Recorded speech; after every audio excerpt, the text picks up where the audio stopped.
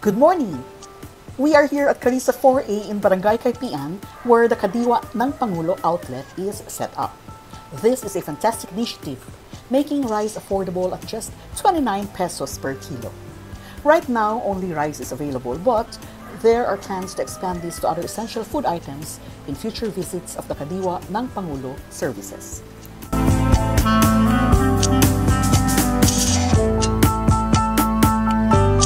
Our early risers, including senior citizens, PWD parents, and solo parents are already here, eagerly awaiting for their chance to avail of this opportunity. With their valid IDs in hand, they are ready to purchase up to 5 kilos of rice each at a significantly reduced price of 145 pesos for 5 kilos.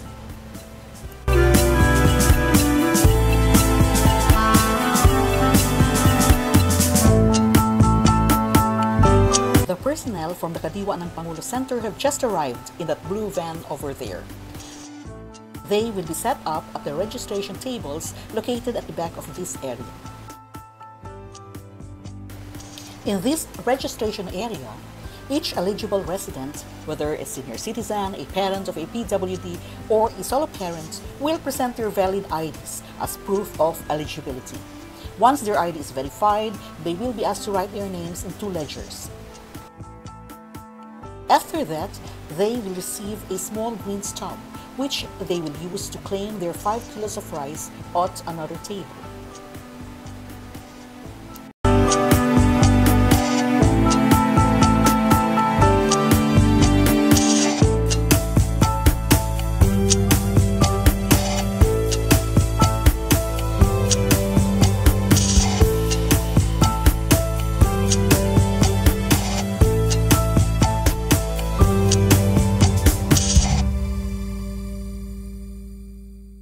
Natin si Ma'am. Okay na ba, Ma'am, good morning po. Apo. Sa ano to, ma'am? Sa barangay? Apo.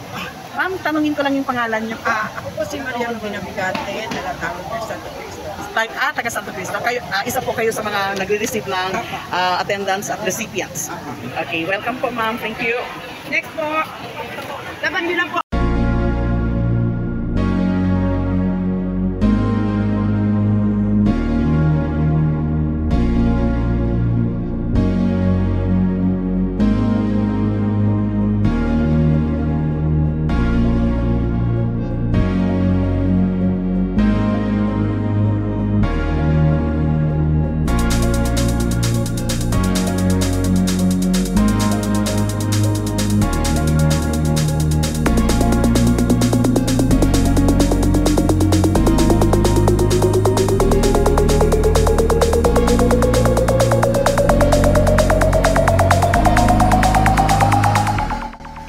The arrival of Kagawad Jojo Ranyada is a welcome sight here at Carissa 4A.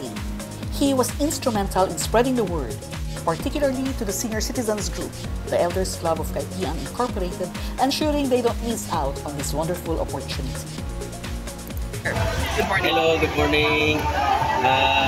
Maraming salamat sa ating bida dahil sa atin po ipinakaloob itong Kadiwa ng Pangulo para sa mamamayan ng Barangay Caypian.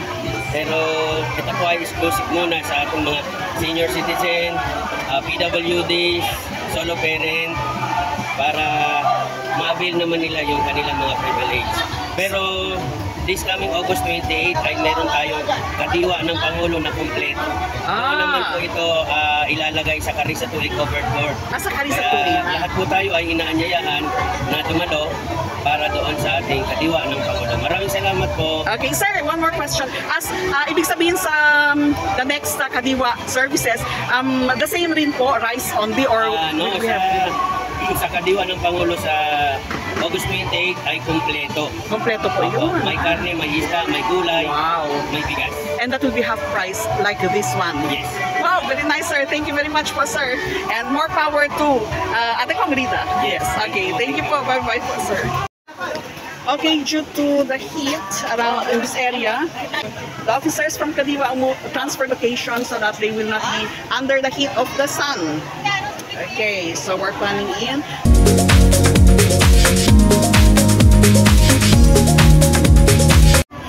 After we have registered with the officers here, they will give us a green stub like this.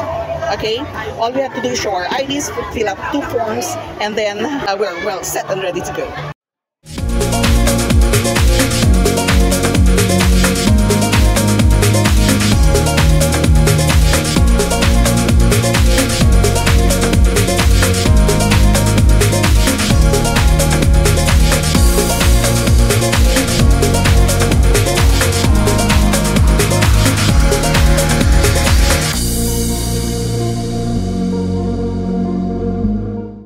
Good morning po, ma'am. Ano pong pangalan po nila ulit? I'm Justinina Abogado, one of the board of directors here in Carissa Foray. I am the COA treasurer. Oh, I see. Welcome po, ma'am. And I'm very happy that you are here.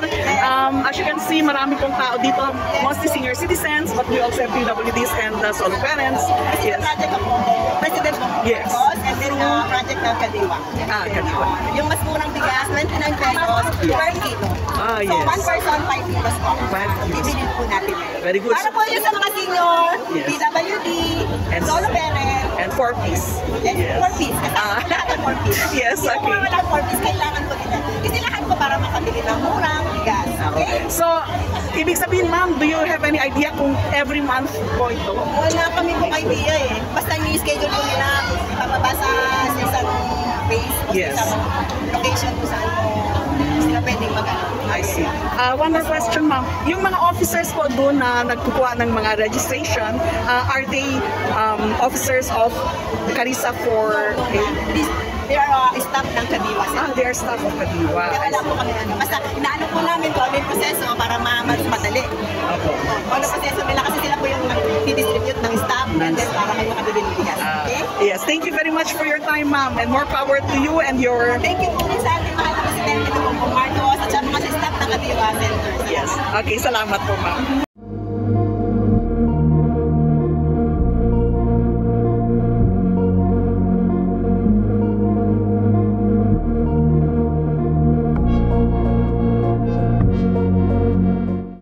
Some of the officers of the Elders Club of Caypian and members of the Elders Club of Caypian Incorporated. We like to ask them some questions, ma'am. So what do you think about this project of the Kadiwa under Bongbong Marcos? Ganda, nakakatulong sa nahirapan ngayon dahil mura lang. Yes, mura lang talaga ang bigas sa 29. Kayo po ba ay kukuha ng 5 kilos talaga? Yes. Kung pwedeng 10 kilos, kukuha din kayo. Yes, okay. Mura lang talaga, no? Nice pag-take. Yes. Maganda talaga ang opportunity na yan. So thank you po very much, ma'am. And comfortable ba kayo dito? Yes. Okay. Thank you. Thank you very much. Okay.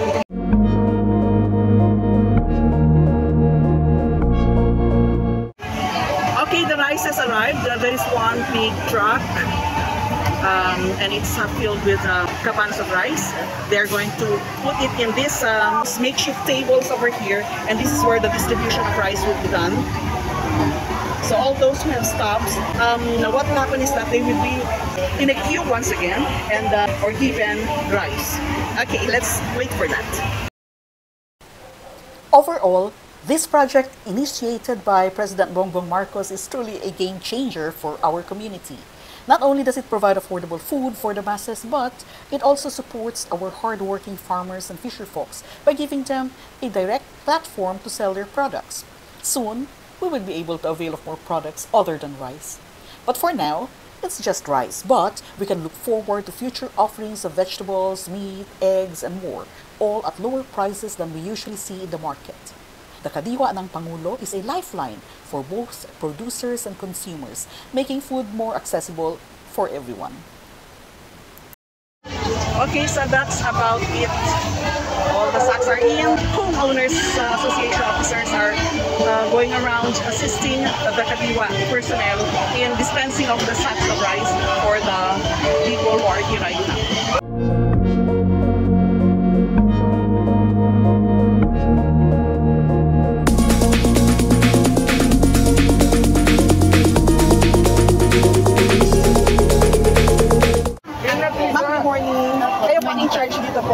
Si ano po talaga si Ma'am Brenda. Yes. Assistant niya lang po talaga.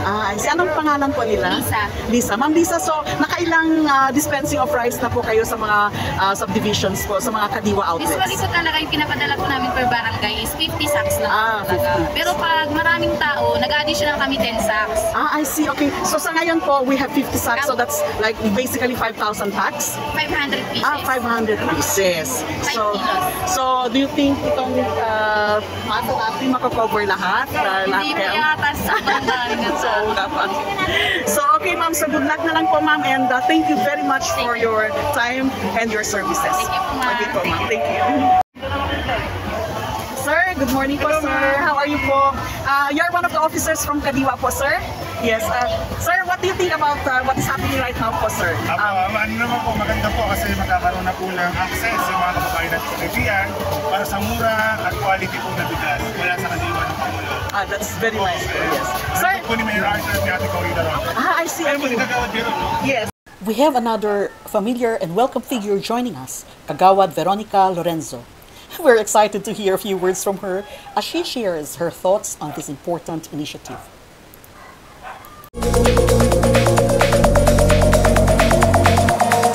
Ma'am, good morning po. Good morning. What can you say po about what is happening, the dispensing of 5 kilos of rice per person at 29 pesos Oo, per alam kilo? mo, malaking tulong talaga to kasi mas mura to. Magkano lang to? 29 per kilo lang. Compare sa magkano ngayon ang kilo ng bigas, 55, 60, parang gano'n something. Malaking tulong po kahit 5 kilos lang po yan.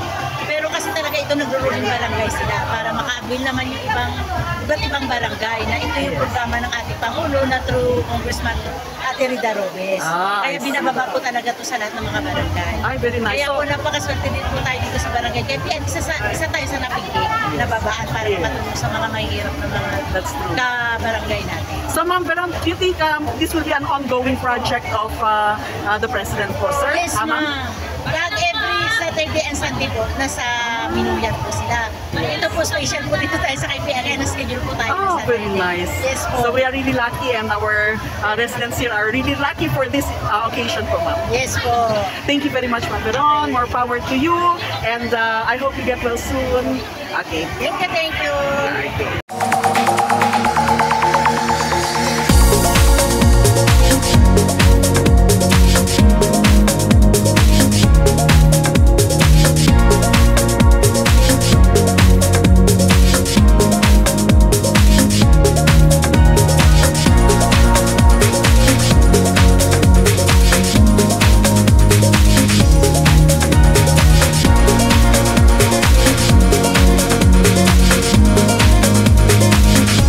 Despite the fact that you can see people are crowding, they're actually in a queue and they are being supervised by officers of the Homeowners Association here in Carissa 4A.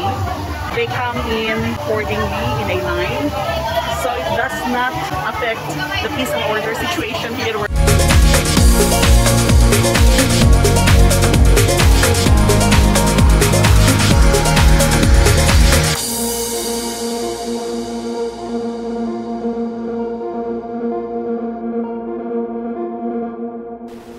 As we wrap up today's vlog, I'd like to first thank President Bongbong Marcos for initiating the Kadiwa ng Pangulo program, which has brought such a valuable resource to our community. I also want to express our sincere gratitude to Congresswoman Florida Ate Cong Rida Robes and Mayor Arthur Robes for their unwavering support in ensuring that initiatives like this Kadiwa outlet reach our barangay. A special thanks as well to Vice Mayor Efren Bartolome Jr. and all our local leaders who continue to work tirelessly for the welfare of San Jose del Monte. Thank you all for making this possible.